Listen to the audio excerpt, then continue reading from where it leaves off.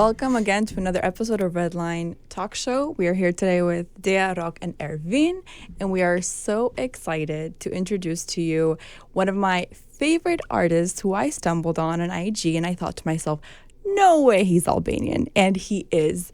Mr. Edon Molla, welcome to our show. Thanks for having me. The name kind of give it, Right. Edon Molla is... I was like, Molla? It's his show today. Truly, it's your Thanks, show everyone. today. Except you have notes over there. I'm nervous for you. She's got It's a whole not about pamphlet. you. Why do you think it's about you? It is about you, actually. She's got a So, brief.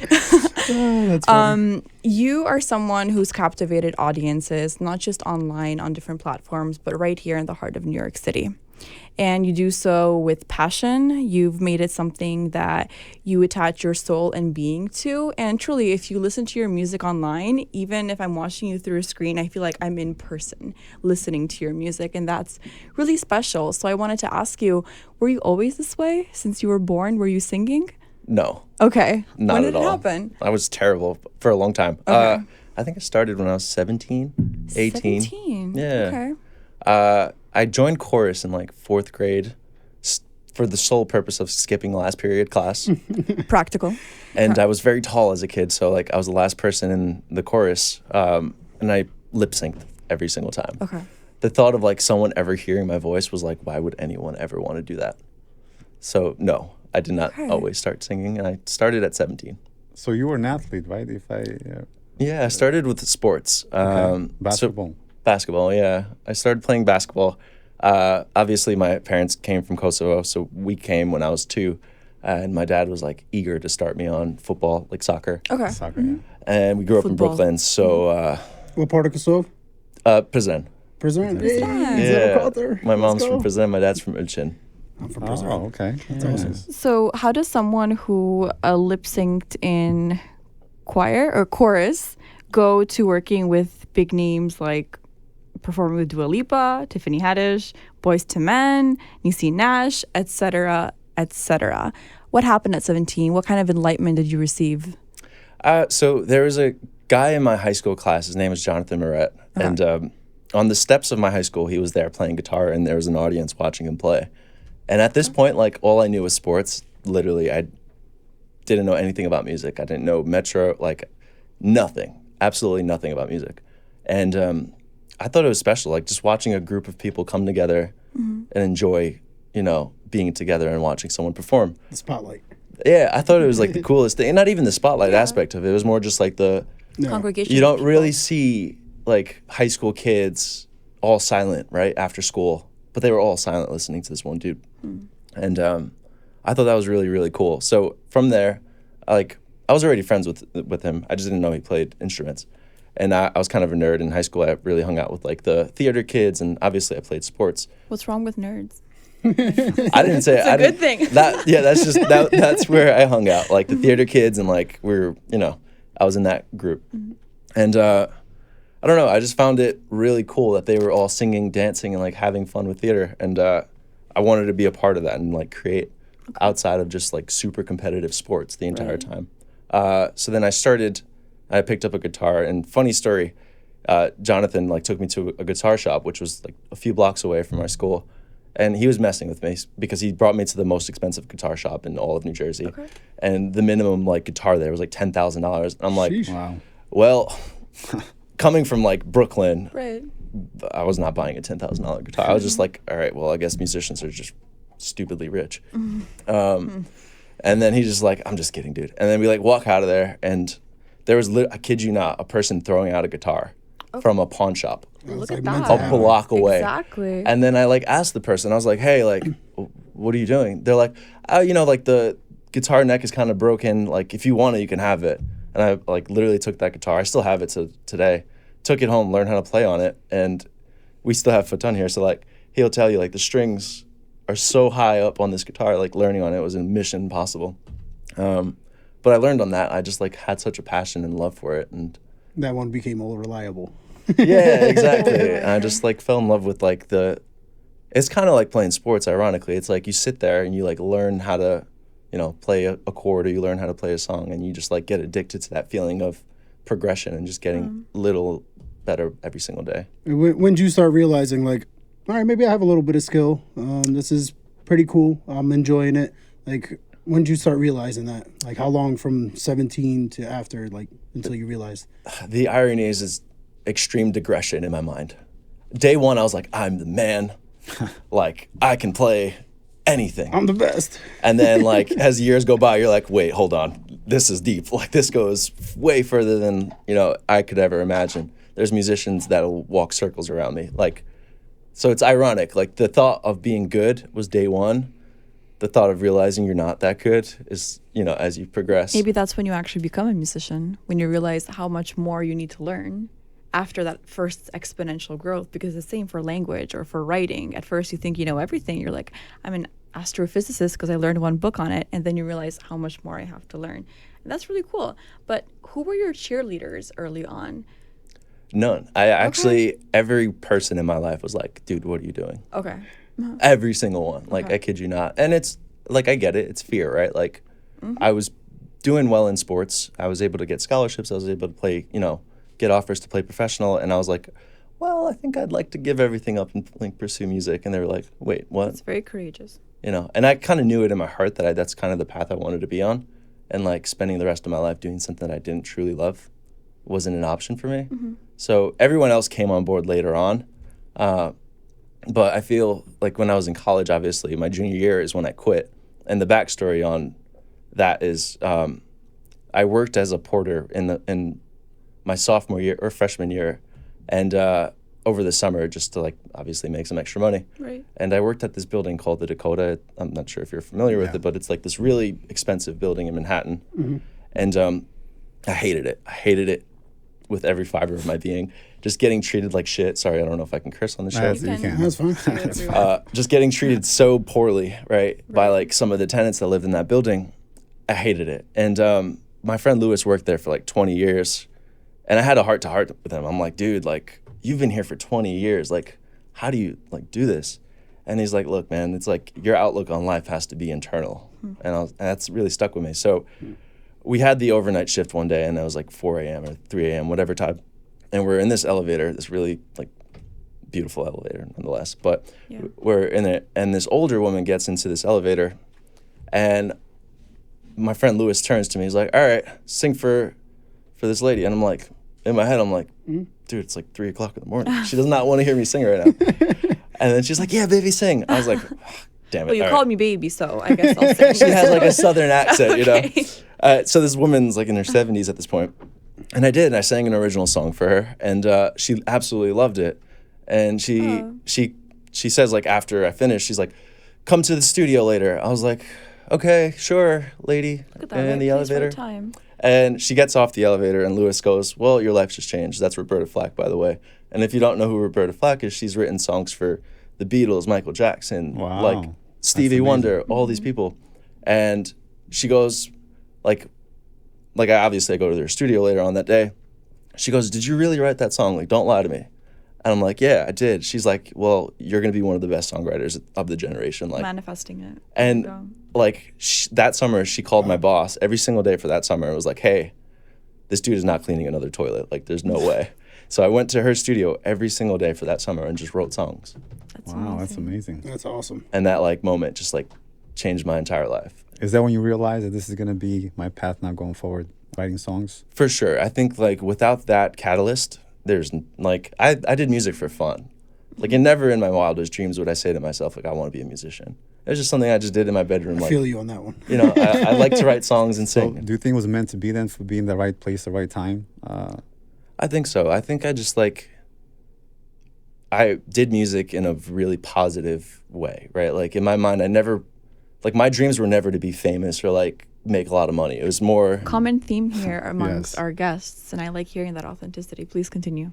yeah, that's just the truth. Like I did it because I like the Passion? It was passion fun. of it. It was Yeah. fun to learn songs and like, overcome hurdles musically and be like, all right, I couldn't do this song last week, but now I can. Yeah, that's how I felt when I first started. And even writing a song, I'd be like, I don't know how to even write a song. And I just started doing it little by little, and eventually you learn. But it feels good once you start picking up new things in music, and then you're like, all right, everything is starting to sound a little better. I'm more in tune. Like, is that something that took you a long time, though, to finally visualize, like, oh, man, like, I'm learning guitar now, and what's next? Like, how was it learning each individual step now, from writing music to learning the guitar? Was that all a hard process for you? It was definitely easier in the beginning in my mind. Way easier in the beginning because I didn't have the burden of overthinking, right? Like, I don't know if you've ever read The Alchemist, but like beginner's luck. Look at that. A reader in here. Really good book. And essentially, like, that book talks about like beginner's luck. If you're on the right path. You had no pressure too, right? It was for fun. Now that you got a little bit better, I think the pressure then gets in. Exactly. So like in my mind, I try not to think like, is this good enough? But obviously, inevitably, that's going to be the thought process. And especially as a songwriter that I'm predominantly writing for other people, like that's always in your mind. Are they going to like this song? Are they going to connect with this song? Like I write the songs internally. Like I don't really write necessarily for other people in that sense. Like I always create the art from my perspective and like my own More passion. what you're feeling. Exactly. But like then when you present it, you're like, uh-oh, someone else's baby now. Yeah. It's really interesting because art, especially music within itself, is like a time capsule of a certain emotion, thought, or process you went through. And through it, you're also storytelling and what happened in that year and how you're presenting it. How do you think your art has changed over time as you've developed into your identity as Edon, first of all, with a whole life and family and friends, and then as a musician as well? Yeah, I think for me, the thing that's fascinating is, again, it's that time capsule, right? Like, in the moment, I very much think to myself, like, oh, this is garbage. Like, I need to re-record this 10 million times. And then, like, some time passes and you're like, oh, that kid was trying, you know? Yeah. You look back and you're like, that dude was really trying. This sounds Self-love. terrible, but, like, that dude was trying. Yeah. You know, so. That's a really good... Oh, go ahead. Sorry, Ivan. Do you find it easier to write songs or singing than performing them? I think singing and performing. Yeah. Writing songs is a lot more personal and really, like, you got to really dig deep internally. Whereas singing and performing, it's more about, like, obviously, don't get me wrong, there's some shows that are just shit. And it just happens, like, you get a crowd that doesn't want to listen to you, and you're like, well, I've been hired for the next 4 hours. Show So, must go on. Oh my God. so here we go. But the whole writing aspect too, though, did that writing start that day you seen that kid at the stoop performing his music in front of the students, or were you always writing as a young kid? Like, not music particularly, but just writing, notes, or just writing just your daily life or what was going on. Is that something that always was in your life? No, actually. So when I started playing guitar, it was purely just like the muscle memory of it that I found really fun. It was kind of like sports in the sense of like shooting form, right? Like you figure out how to shoot by doing it a million times. So I like wanted to learn how to play guitar and like cover songs and do all that stuff. The point that I feel like I became a songwriter was I did this charity for kids with cancer in college, and freshman year, and I'll never forget, there was this little girl, her name was Olivia, and I just could not process a 7-year-old, like running around and having fun, and just like her family was there, and like it, like to this day I can't even talk about it, but Oh like, my God. Yeah, it's emotional. yeah. So I'd written that song about that person. Wow. Yeah, that's awesome. Your latest album, For Merita, right, has reached over 1 million streams in its first week. How was that experience for you? It was really nice. When I finished that album, it just took such a long period of time. How long did it take? Probably a year. Wow, okay. Little by little, but it took like about a year. It takes a lot of time. It does. And I think like for me, the thing was I'd written an album before and I'd written songs before, and I'd like dabbled in like working with other people and just like, but I always found myself like, whenever I would present that song and someone would have feedback for me, and then when I hear the feedback and it's not something that I touched or worked on, like it felt like an excuse to be like, oh, well, someone else played the guitar on that. Or like, someone else mixed that. Okay. So I was like, all right, for this album, it's so personal that I have to do everything, start to finish. So we have to ask, who is Merita? It's someone close to me. Someone Yeah. close to, who was close to or is very close to you. Very close, yeah. It's fantastic. That's awesome. And it's almost like you expose a diary, an expose of your feelings for those that can read in between the lines through those songs. Yeah. Is there a specific song that you hold very dear on that album? For Merita, I think the title That track. one specifically? Yeah, I think that one. And what, I mean, the whole album. is there a but- line in it that whenever you hear, like, takes me back to a certain memory? And I appreciate your authenticity, by the way. The emotion, it's beautiful, and it shows how real you are as an artist. Thanks. Yeah. Yeah, I think the better days are coming for you. Okay. It's the opening line for that song. I like that. You know. I like that positivity and maintaining it. And I'm sure amazing days are also coming forward for you, especially now. What is next for Edon? Is he going to be dabbling in different genres of music, different artists, or is he going to continue being a writer? Yeah. I love like working on different genres, that's for sure. Okay. I think like my own personal projects haven't been too many genres. There's been a few. Okay. I definitely work on a lot more genres like rap and stuff that you never really know that I'd written. Okay. Which is interesting. It kind of like from a ghostwriter's perspective. I just find that fascinating to like have, you know, an R&B hook and someone will hear that song and be like, "Did you ever hear that song?" I'm like, "Yeah, I think I heard that one." So elaborate a little bit. Ghostwriter. What does that mean exactly? So in music, when you write for specifically like rap or R&B, there's a underlying system, and I think bro can unspoken rule, or you kind of like it. You can advertise that that's your line? Pretty much, yeah. You sign an NDA, right? Yeah. And you, okay. Imagine. Depends. It depends who the person is, because some people don't care that they have a ghostwriter. Some Yeah. people do. But you could be in a room with certain artists and you come up with lines for them, and now you're officially a writer for a song. So it just happens that way, you know? That sucks. You can never take credit of the Some do. I've seen some that give creds on their songs, and some may have an NDA depending on that specific project. So Yeah. it's good to know that that exists. But, you know, yeah. here we're also all Albanian, and we know how big music is in our culture and gatherings and festivals. Has that been or had an effect on your life and your idea of culture and music, your Albanian side, your culture? Yeah, I love it. I like the fact that, you know, there's music always playing in my house. My mom loves to dance and sing, and, you know, my dad too. So that's always been a thing. I think it's fascinating because I kind of didn't like music at all as a kid. I was just like, what are you talking about? I need to go practice. And that was like my whole mentality. So it's just like beautiful to watch people come together, I think is the most important thing. Okay. And, I was gonna say. So you performed alongside some A-list celebrities, right? Dua Lipa, Alicia Keys, Boyz II Men. Tell us a little bit about that. What was your experience with that? Yeah, I think it's really humbling because you see how unbelievable. Like you think of Alicia Keys. wasn't that live on Instagram? Yeah, so I remember that. So we did it on live on Instagram a few times, and I remember the first time I was like, she's never going to call me back. She's never going to do it. And she did, and it was really, really nice. During COVID, he was like the biggest star on Instagram, going and singing with multiple people. I remember that. That's you were all over amazing. Instagram live Oh singing. my gosh. It Till was like awesome. 5 a.m. Yeah. Like Oh, wow. every single Living night. and breathing that, exactly. Yeah. Well, I couldn't play live, and I Yeah. just loved to play live. So I was Yeah. like, what's the next, what can I do during this period of time? And I was like, all right, well, I'll sing for random people. Yeah. And then I started to sing for literally just like TikTok influencers and like Instagram influencers.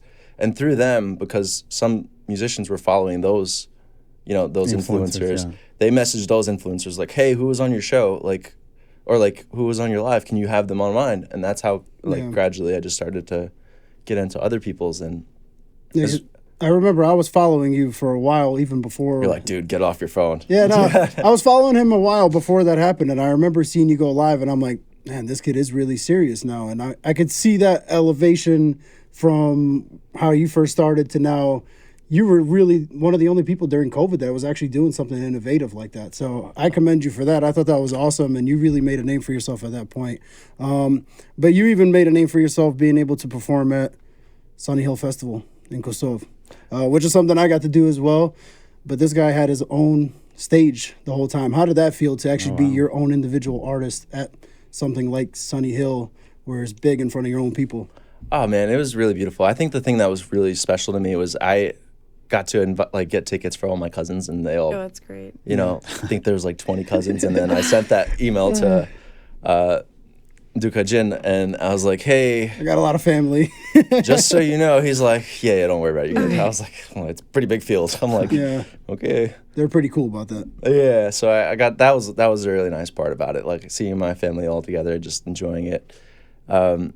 And then we obviously stayed for, you know, the entire festival, and my uncle was like, all right, peace. I'm not like He was like, "There's too many people. Like, Yeah, it's it's a lot. hot. It's a lot." It's like 30,000 or Have 40,000 you people. returned since that festival back in Albania, Kosovo, or the region? So I was supposed to go last year, and then obviously they didn't have it last year, and then I couldn't go this year because I'm going to start grad school. And Oh, congrats. thanks. What are you studying? Nice. Business, MBA. Great. I just finished Wow. grad school a year Nice. ago, so So what It's a made you journey. switch now to business? Well, I'm just going to continue pursuing music, that's for sure. I just think there's a level of respect that, gets placed, at least from the rooms that I've sat in. Whereas, like, yeah, I can have a manager with an MBA or a JD, but, like, if you're the artist plus you also have that, then there's, like, So you want to learn the business aspect of it. exactly. Got that it. makes sense. I think in growth. That's and smart. also- I think a lot of artists don't have that knowledge when it comes to business and how they do business in the music industry. So for you to have that, it's probably definitely a plus. That's great. When singing and making music, it's a very emotionally involved process, and people don't know that writers and poets and artists just have the hardest job sometimes because you're dealing with themselves. But also just being a man in that field and knowing that sometimes men are not encouraged to show their emotions on their sleeve, or maybe in our community in that way. Did you have a hard time doing that, or did you find people coming to you and saying, like, "Thanks, Edon, for writing this because I relate to it"? Yeah, I don't know. I guess I'm selfish in the way that I just don't really necessarily Don't care. That's actually a good attitude. to have. Respectfully, like I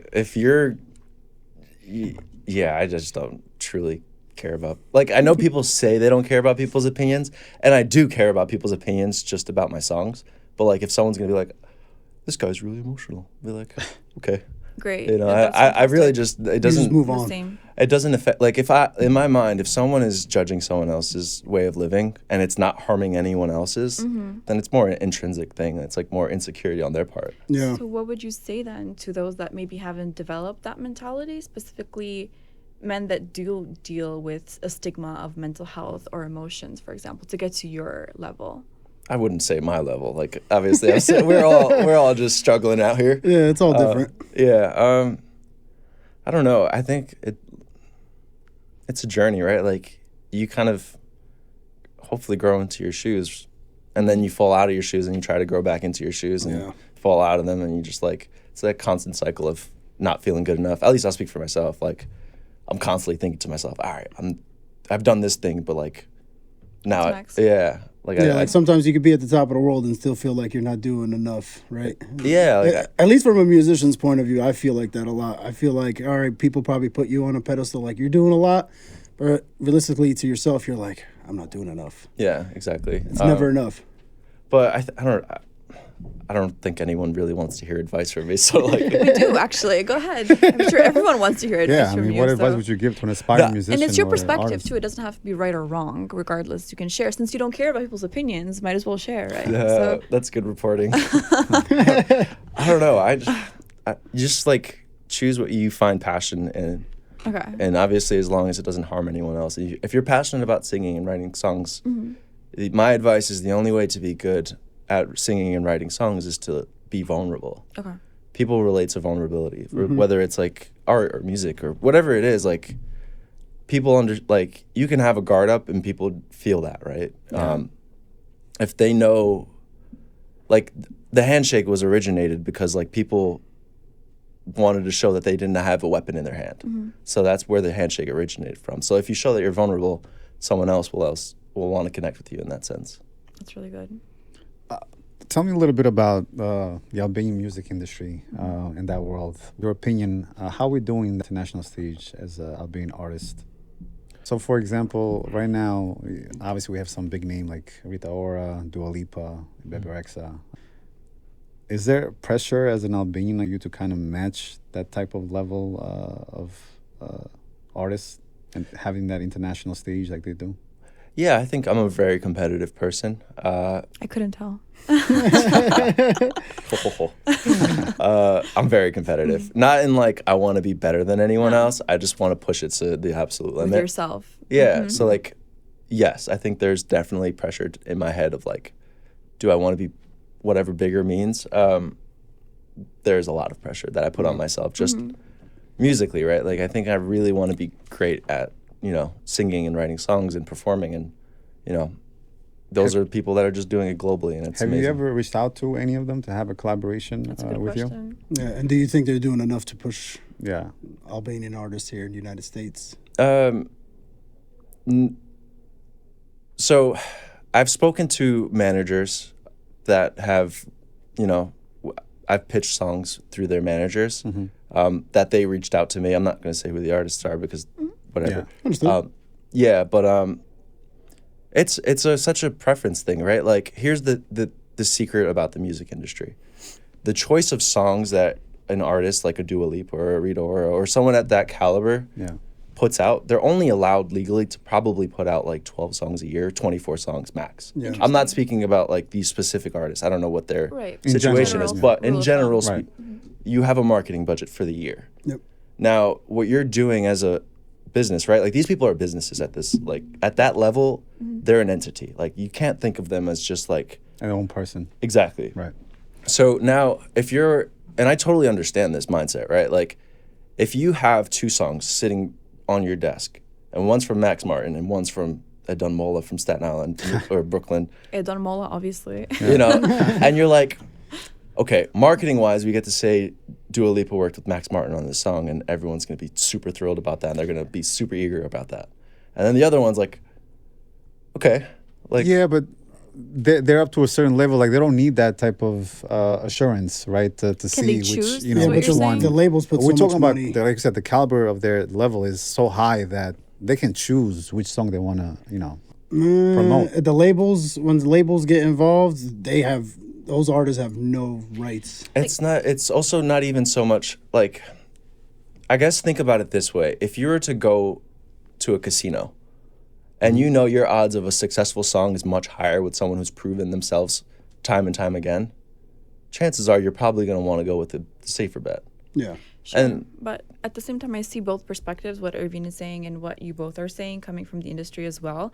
There comes a point where you do have power, whether it be in politics, medicine, or business, Yeah. to make decisions that kind of change the flow of things. And that's how maybe you were discovered or how somebody else was discovered. So I think, is it more of a business decision always, or do you think there is a pocket of power that, not specifically the names you mentioned, but these artists can use to change the field up a little bit? To give you that hand to bring you up and to give you that some support because it's a tough industry. Or even if it's a obviously. selfish choice, like they think you will increase their notoriety or reach. Yeah, I'm two-sided, right? In my mind, the reason someone doesn't choose to work with my song is like, they don't think that song, or automatically I just assume they don't think like that it. song. Yeah, they don't like that song. Okay. And that's it. Like, I gotta get better musically. And that's the end You of don't take it personally. I don't ever take it personally.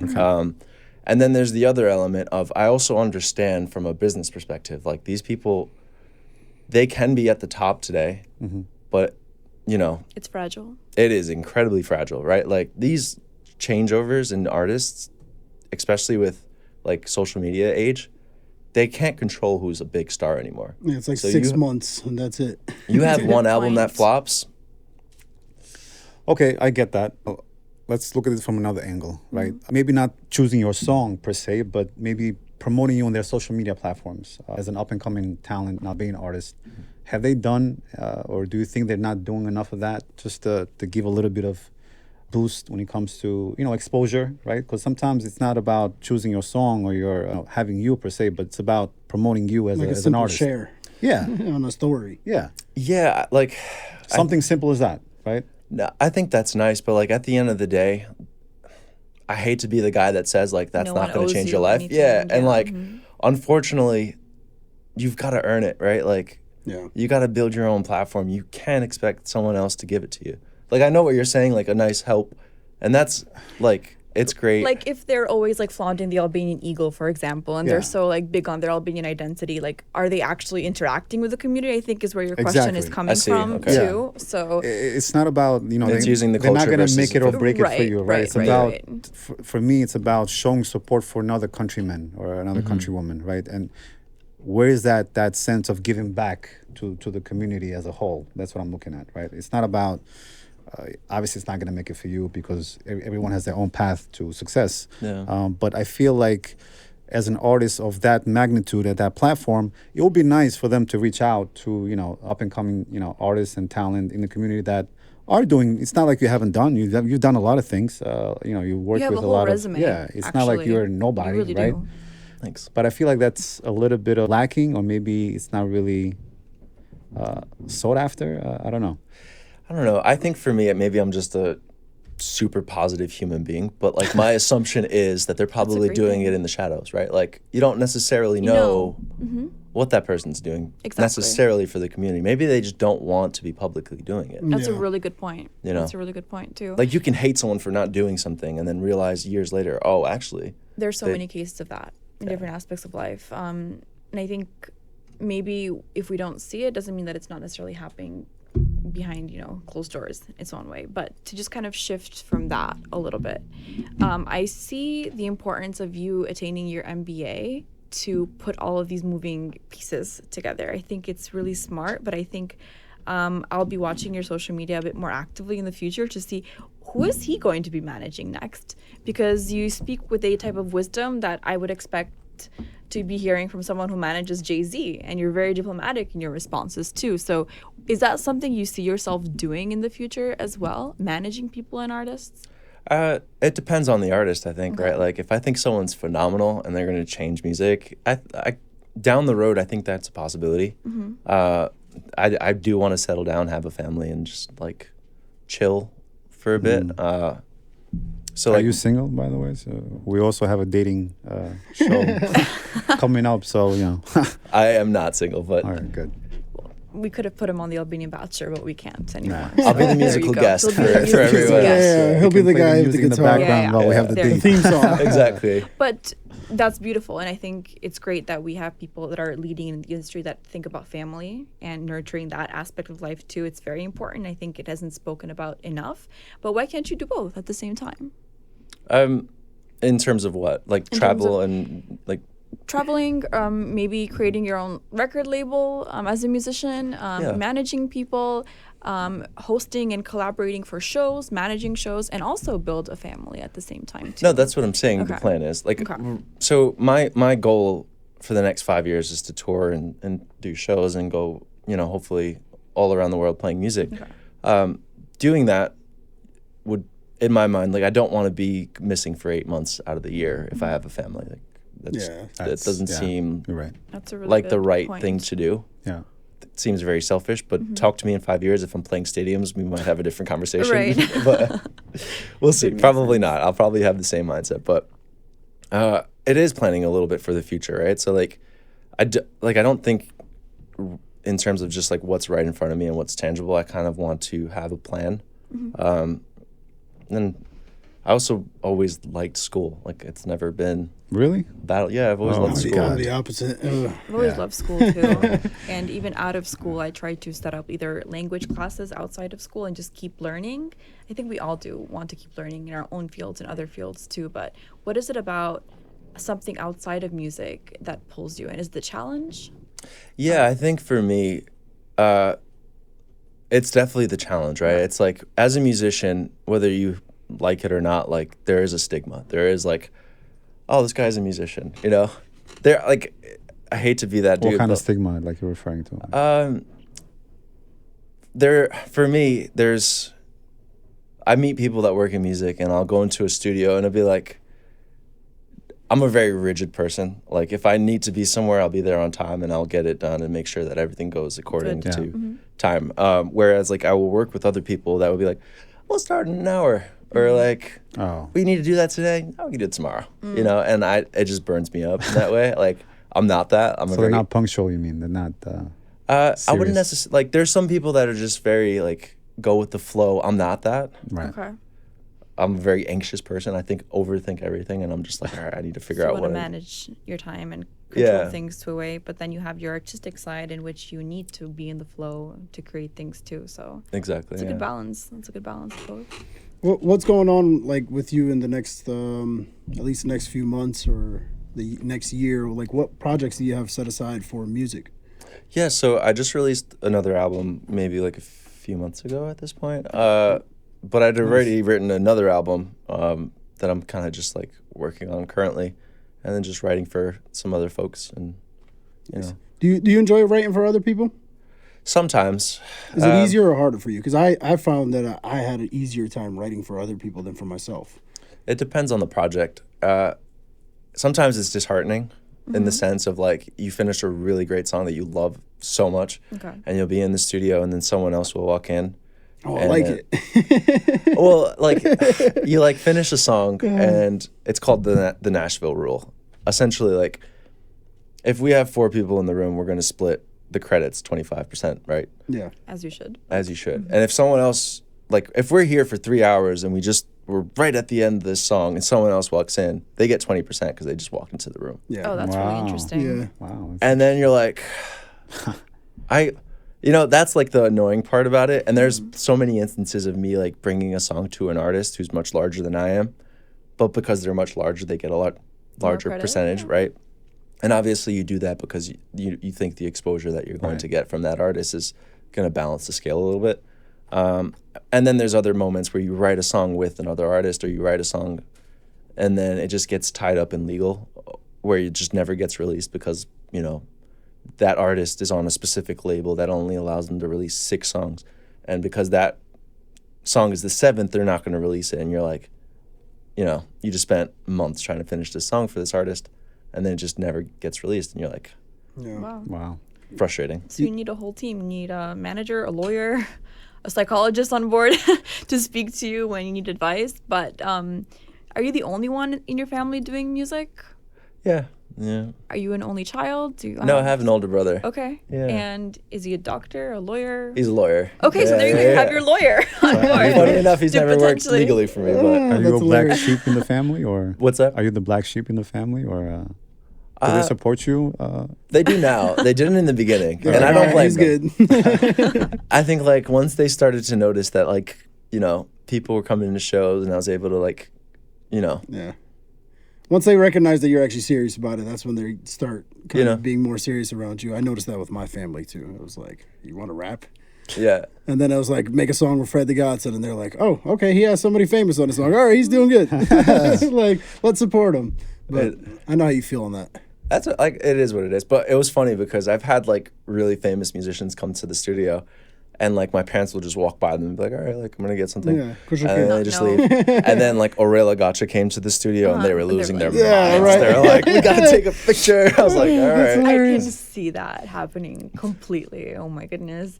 If you were to sing in Albanian though, would you sing in specific dialects that you're comfortable with, or would you experiment with that a little bit? I've sang a little bit in Albanian. Okay. It's tough. It is tough. It is tough. What have you sung? Just like I'd written songs. Oh, really? With I other. had no idea. Okay. Yeah, That's yeah. amazing. And just getting those songs pronounced correctly was like the Albanian artist just sitting next to me being like, no, that's wrong. Just keep going. And we're there for like 6 hours. Wow. I also sang in Persian once, and that was even worse because I had no idea what I was saying. Farsi, yeah. That's amazing. And So when that was that? And what did you sing? What did they have you say? That you didn't know what you were saying? Well, according to them, it was a love song. So, okay. but We hope. it's out there. So the artist, her That's name awesome. is Mare. She's really, really Mare, talented. that's really yeah. amazing. Shout out to Mare Yeah, and that collaboration there as well. a lot of fun.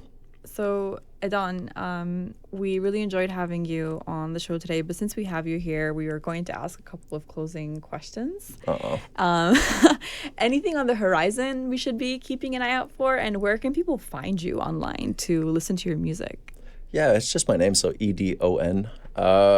On the horizon, probably gonna release a song in like a few weeks. A few weeks. Oh, nice. Okay. Yeah. Is So it a it'll love be song? it'll be a fun like dance song for Dance song. I know. That's Well, different. It's like a Okay. chill dance song. A chill dance Any song. surprise big features coming too? Maybe sneak peeks we could get. You don't have to tell us who, but we can no, I have mean- some suspense. Or you can tell I us. mean- yeah. Or you can tell Or I us, can tell you. actually. So. Breaking news. Yeah. I mean, honestly, I'll probably release a song or two with Aurelia Gotcha, which will be fun. Oh, very yeah, nice. so I'm excited about Yeah, that. cool, yeah. What kind? So it's like a Popolora style, love that or is song. it No, pop it's- style? It'll be there's one ballad that I'd written for her, and then there's one like rock song, which is fun. Wow, Oh, that's nice. I Yeah. like it. Love That's Aurela. awesome. She's like a that. monster. When is that coming?